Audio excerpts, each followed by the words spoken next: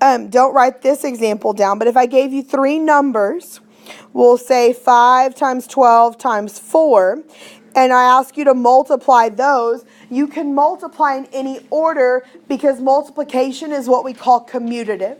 Commutative means it can be done in any order and it's going to give you the exact same answer. That is, by the way, something you might need to know for ACT, SAT is the word commutative. Okay? Multiplication and addition are both commutative, which means you can do it in any order and you're going to get the same answer.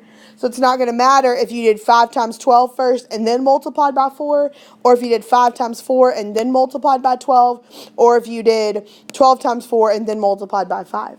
If it were me and I was doing this problem, you know, tell you what I would do? I'd multiply 5 times 4 because 5 times 4 is 20, and I can easily multiply 20 and 12.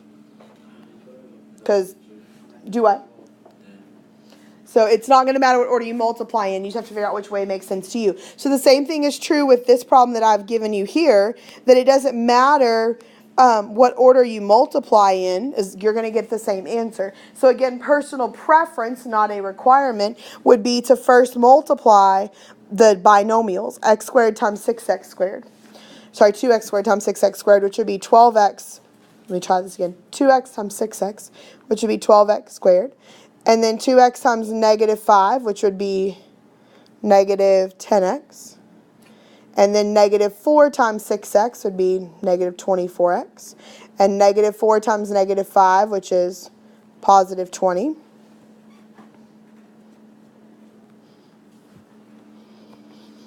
What can I do with what's in blue? Eventually, what would you do first? I'd combine your terms first and get 12x squared minus 34x plus 20. And then you can multiply that by your 3x squared plus 5x minus 7. And this is where, again, personal preference, I would use the box just because I like the box. It keeps things organized. That's literally the purpose of it, is to help keep you organized to make sure you don't miss anything. So at this point, I would use the box to multiply. Do you have to? No. And I don't care if you use it or don't use it. So let's see. I'm just filling in all of our pieces. When I start multiplying, I just need to fill in all my boxes. So for this one, 12x to the third times 3x squared is what? Oh, that's not supposed to be x to the third, is it? That's supposed to be x to the second. Sorry. There we go.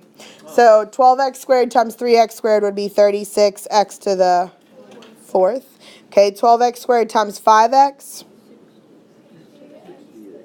60x to the third, or 60x cubed.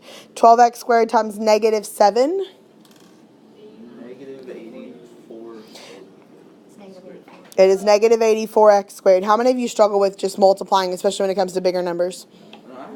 Okay, that's okay. So here's a trick for you, just to help you out.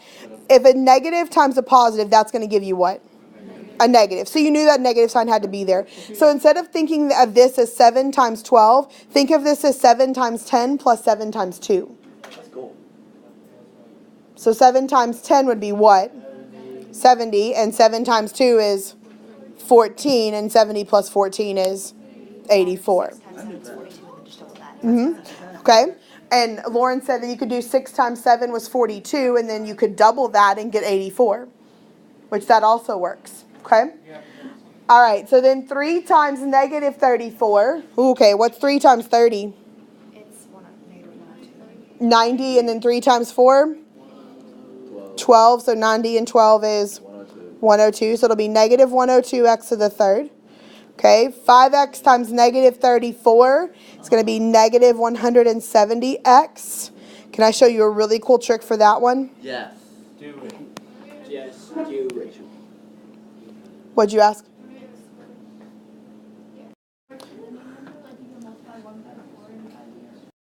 So then we have negative 7 times negative 34. Ooh, that's going to be positive. I know that. 7 times 3 is 2.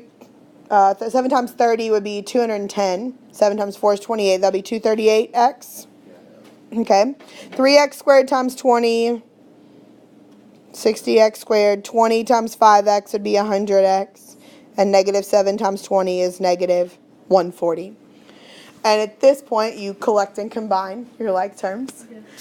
So, and the good thing about the box, remember, is that typically our diagonals will line up for us. I'm not going to collect and combine my like terms. I'm just going to leave it here. And you don't have to finish this problem out. I just wanted to show you more of how to multiply, because that's the part you're going to struggle with the most, is how to multiply when you have the three polynomials. All right, so we are looking at page 370, problem 6.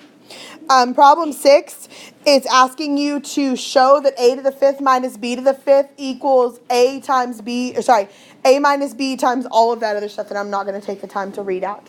What these are talking to you about is what are called polynomial identities. And we have studied polynomial identities before. We've never called them polynomial identities. But you know them, and you know at least one, because if I asked you, don't write this, if I asked you to factor 36x squared minus 25, what would that factor into? 6x minus 5 times 6x plus 5. Why does it do that? Because they're both perfect squares, and it's the difference of perfect squares. So if I were to write a formula out for this, I could say that a squared minus b squared is equal to a minus b times a plus b.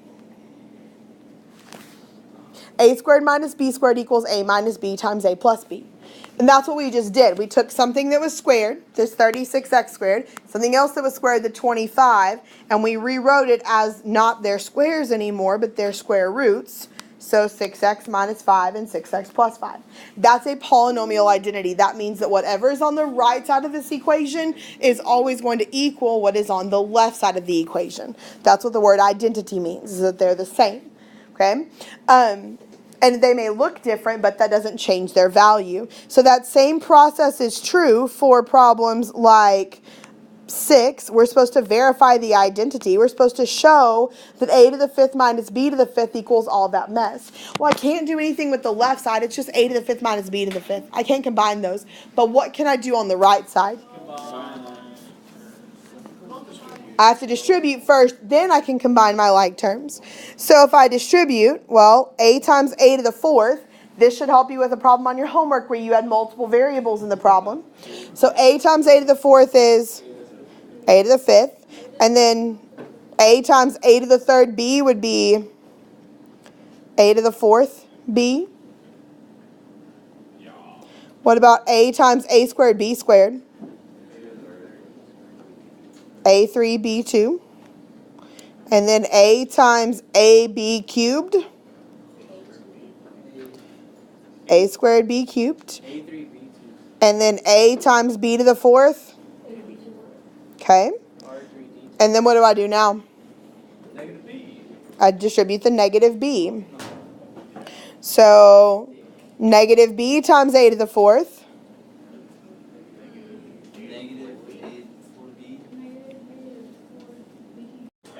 All right, and then negative b times a to the 3rd b would be what? Negative a3 b squared. Okay, and then negative b times a squared b squared. And then negative b times ab cubed.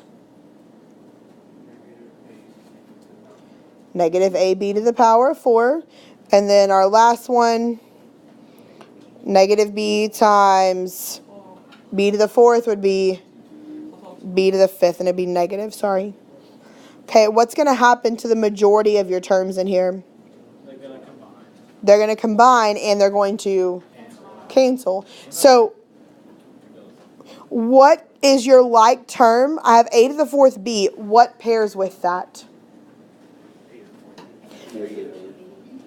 So there's a tendency to want to put, and this is why I'm addressing this, negative a to the 4th b with negative ab to the 4th, because they both have a and b and they both have an exponent of 4. Please acknowledge that those are two different terms.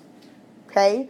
Yes, they both have the same letters and the exponent appears the same, but if you were to write out algebraically what each of these are, negative a to the 4th b is actually 4 a's and a b, and negative ab to the 4th is an a and 4 b's. So those are different. Okay? Yes, ma'am? What if you've got like, say AB and then BA? A, B, and BA are the same. The order of the letters does not matter. Technically, when we write them alphabetically. So the order of the letters doesn't matter as long as they are the same letters that contain those same exponents. So my AB's to the fourths are going to cancel. My A to the fourth B's, I'm sorry. And also my AB to the fourths are going to cancel. What else is going to cancel? A cubed B squared and A squared B cubed.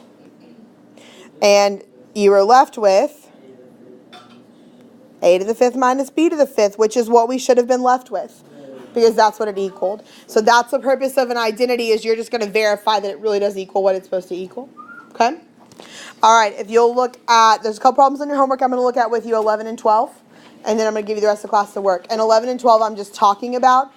When you get to 11, go ahead and read it, please. When you get to 11, go ahead and read it. All right, so ultimately in question 11, what is it asking us to find? The energy, and it's the total energy, right? The kinetic and the potential. So it tells us, first of all, that we're going to use K plus U. And I'm writing way bigger than you need to, because you need to leave space. I'm not going to do all of it, but I'm going to just kind of fill some stuff in. It goes a little bit further, and it tells you specifically what K was. What does it tell you K is? It's half mv squared. So I'm going to replace that, 1/2 mv squared.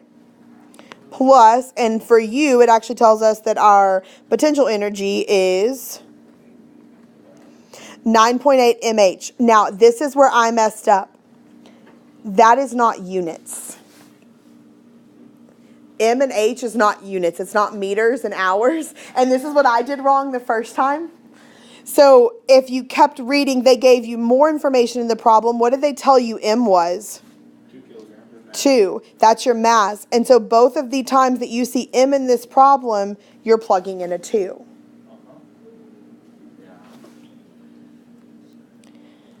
And then they also gave you some other stuff. What did they give you for V?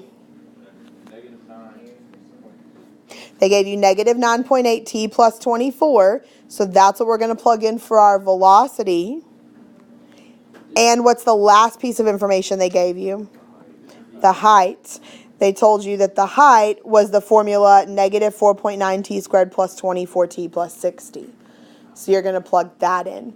So you're going to have to actually go through and do all that math part. But when I read this, like I said, I messed up. I wasn't realizing that M and H were actual variables within the problem. I thought what you thought, meters and height, or meters and hours, something like that. I didn't realize that that's where I needed to substitute stuff in. Question 12, there tends to be the thought that x plus y plus z squared is, and please don't write this, x squared plus y squared plus z squared. Cool, right? That seems easy enough. It's not. What's wrong with that? Everything. So many things.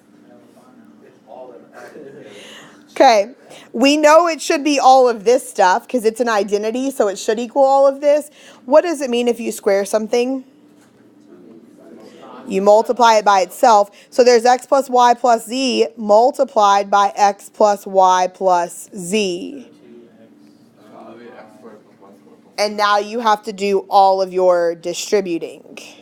Wow, dang, that's so much fun. I know, right? Yo, gabba gabba. Okay.